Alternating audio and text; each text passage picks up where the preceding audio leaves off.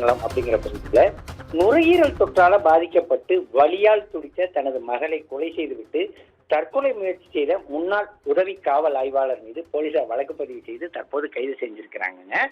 விழுப்புரம் மாவட்டத்தில் இருக்கிற கண்டமங்கலம் இந்திரா நகர் பகுதியை சார்ந்தவர் கோதண்டராமன்.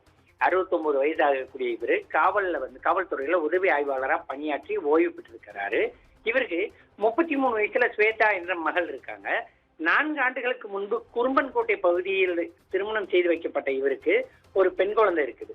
ஸ்வேதாவிற்கு தொடர்ச்சியாக சுவாச பிரச்சனை மற்றும் சிறுநீரக பிரச்சனை இருந்ததால கணவர் சிறிது மாதங்களுக்கு முன்பு ஸ்வேதாவை அவரது கணவர் வீட்டில் விட்டுட்டு அவர் தந்தை வீட்டில் விட்டுட்டு போயிட்டாரு.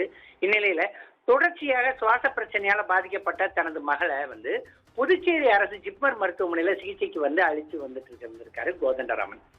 எவ்வளவு சிகிச்சை அளித்தாலும் மகளுக்கு உடல் உபாதைகள் தொடர்ச்சியாக ஏற்படுறதும் வலியால மக தொடர்ச்சி அவதிப்படுறதையும் தாங்க முடியாத கோதண்டராமன் இன்னைக்கு காலையில என்ன பண்றாருன்னா, மகளை வீட்டில் இருந்த கத்தியால கழுத்தை அறுத்து கொலை செஞ்சுட்டாரு.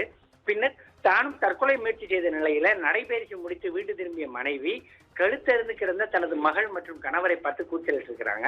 இந்த சத்தத்தை கேட்டு அக்கம் பக்கத்துல இருந்தவங்க அதிர்ச்சி அடைஞ்ச நிலையில அருகில் உள்ள காவல் நிலையத்துல தகவல் தெரிவிக்கப்பட்டு காவல் ஆய்வாளர் மற்றும் விக்கிரவாணி டிஎஸ்பி ஆகியோர் நேரில் கோதண்டராமன் மகளை உடலை மீட்டு மருத்துவமனைக்கு பிரேத பரிசோதனைக்காக அனுப்பி வச்சிருக்கிறாங்க.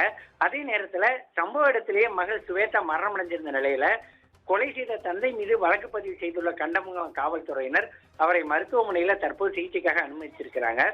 வலியால துடிச்ச மகளை தந்தையே கொலை செய்த சம்பவம் கண்டமங்கலம் பகுதியில மட்டுமல்லாது விழுப்புரம் மாவட்டத்திலேயே கடும் சோகத்தை ஏற்படுத்தி இருக்குதுங்க.